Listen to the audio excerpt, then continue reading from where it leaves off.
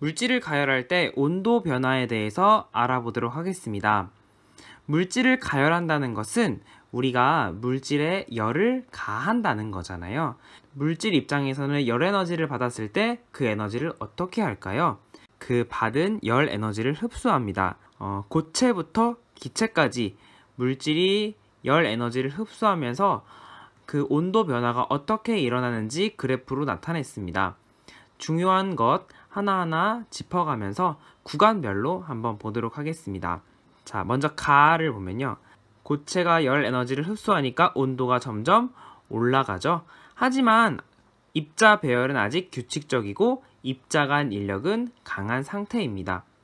자, 그런데 여기 오른쪽 나를 한번 보시면 고체와 액체가 같이 존재하는 구간이 발생합니다. 자, 이것은 무엇을 의미하냐? 고체가 녹아서 일부 액체가 되었다는 것이죠.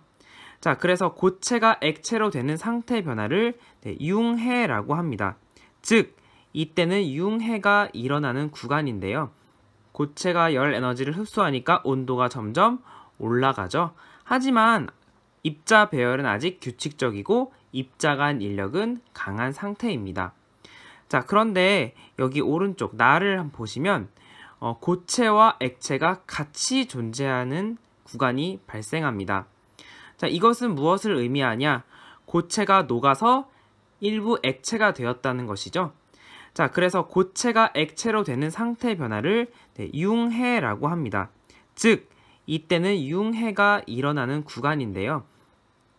융해가 일어날 때 분명히 열 에너지를 흡수는 하고 있는데 그 물질의 온도가 일정하게 유지돼요. 그러면 그러니까 흡수한 열 에너지를 다 어디에 사용한 거죠? 물질의 온도를 높이는 데 이용한 것이 아니라 바로 융해, 즉 상태 변화에 이용한 것입니다. 물질의 상태 변화에 흡수한 열 에너지를 모두 다 사용했기 때문에 물질의 온도는 일정하게 유지가 될 수 있는 거예요. 그러면 이렇게 일정하게 유지되는 온도를 바로 뭐라고 하냐? 녹는 점이라고 합니다. 기억해 두시기 바래요. 이때 융해 열 흡수라고 선생님이 기록해 놨죠? 고체가 액체로 융해될 때 흡수하는 열 에너지를 바로 융해열이라고 합니다. 자, 이 융해열이라는 용어도 여러분이 잘 기억해 두시기 바래요. 자, 그러면은 다로 넘어가 볼게요. 자, 융해가 다 끝나고 모두 다 액체로 되었습니다. 그래서 다 구간에는 액체만 존재하게 되는데요. 액체의 특징, 입자 배열은 고체보다 불규칙적이고 입자 간 인력은 고체보다 약한 특징을 가지고 있죠. 자, 이때 열 에너지를 흡수하여서 액체도 온도가 점점 올라가게 됩니다. 자, 그런데 이번엔 또 온도가 일정한 구간이 이렇게 나타나게 돼요. 자, 이때도 상태를 보면 액체 상태와 기체 상태가 함께 존재하게 됩니다. 자, 무슨 말이냐? 액체가 기체로 변하는 상태 변화, 즉 기화가 일어났다는 것이죠. 기화가 일어났을 때 일정하게 유지되는 온도를 뭐라고 하냐? 바로 끓는 점이라고 합니다. 이때도 마찬가지예요. 온도가 일정하게 유지되는 이유는 액체가 기체로 상태 변화하는데 이 흡수한 열 에너지를 모두 이용했죠. 그러니까 물질의 온도는 일정하게 유지되는 것입니다. 자, 이때 마찬가지예요. 액체가 기체로 기화될 때 흡수하는 열 에너지를 기화열이라고 합니다. 자, 마지막으로 기화가 모두 다 일어나서 기체로 되었어요. 기체가 열 에너지를 흡수해서 점점 온도가 올라가고 있죠? 자, 이 온도는 어디까지 올라갈 줄 모릅니다. 끝이 없겠죠. 자, 기체의 특징, 입자 배열은 매우 불규칙적이고요. 입자 간 인력은 거의 없기 때문에 매우 자유롭게 입자가 운동하게 됩니다. 참고로 여러분이 기억해 두실 건 이 물질은요, 어떤 물질이냐? 바로 순수한 물질입니다. 한 가지로만 이루어진 물질을 순수한 물질, 즉 순물질이라고 해요. 그래서 순물질을 가열할 때 온도 변화가 이렇게 나타난다는 것입니다. 만약 혼합물일 경우, 즉 두 가지 물질이 섞였을 때는 그래프대로 온도 변화가 일어나지 않을 수도 있다는 점을 참고로 알아두시면 좋겠습니다.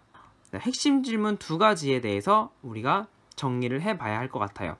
자, 융해와 기화가 일어날 때 온도가 일정하게 유지되는 이유, 자, 바로 흡수한 열 에너지를 모두 어디에 이용했다?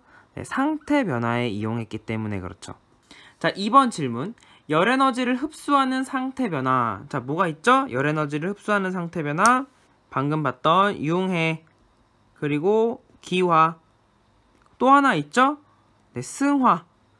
승화가 있는데 이때 고체에서 기체로 이렇게 네, 열 에너지를 흡수하는 상태 변화가 있는데요. 이때 주위의 변화. 주위로부터 열 에너지를 흡수하기 때문에 주위는 온도가 낮아지는 변화가 있는 것입니다. 이 두 가지 질문 여러분이 꼭꼭 잘 기억해 두기 바랍니다. 별표 2개 가겠습니다. 이 상태 변화가 일어날 때 이 주위의 온도 변화를 통해서 우리가 일상생활에서도 많은 것에 이용하게 되는 것입니다. 생선을 싱싱하게 보관하기 위해서 얼음 위에 생선을 올려두는 것을 본 적이 있나요?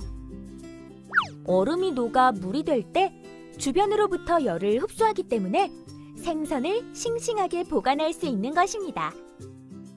고체가 액체로 변할 때, 액체가 기체로 변할 때, 고체가 기체로 변할 때처럼 물질의 분자 배열이 보다 자유로운 쪽으로의 상태 변화를 일으킬 때에는 주변으로부터 열 에너지를 흡수합니다.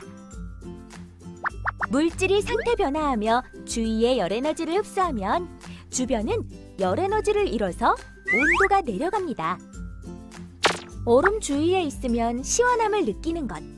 수영장에서 물 밖으로 나왔을 때 물이 마르면서 한기가 느껴지는 것. 아이스크림을 포장할 때 드라이 아이스를 넣는 것은 모두 상태 변화가 일어날 때 주변으로부터 열 에너지를 흡수하기 때문에 나타나는 현상입니다. 자, 그러면 오늘 배웠던 용어 짚고 넘어가도록 하겠습니다. 별표 하나 치고, 자, 녹는 점, 고체가 녹는 동안에 네, 일정하게 유지되는 온도, 녹는 점이라고 하고요. 그리고 끓는 점, 액체가 끓는 동안 일정하게 유지되는 온도를 끓는 점이라고 합니다. 고체가 액체로 융해될 때 흡수하는 열 에너지를 융해열이라고 하고요.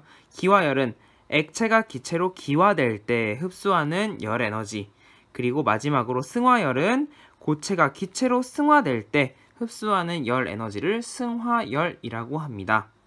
지금까지 열 에너지를 흡수하는 상태 변화에 대해서 알아보았습니다.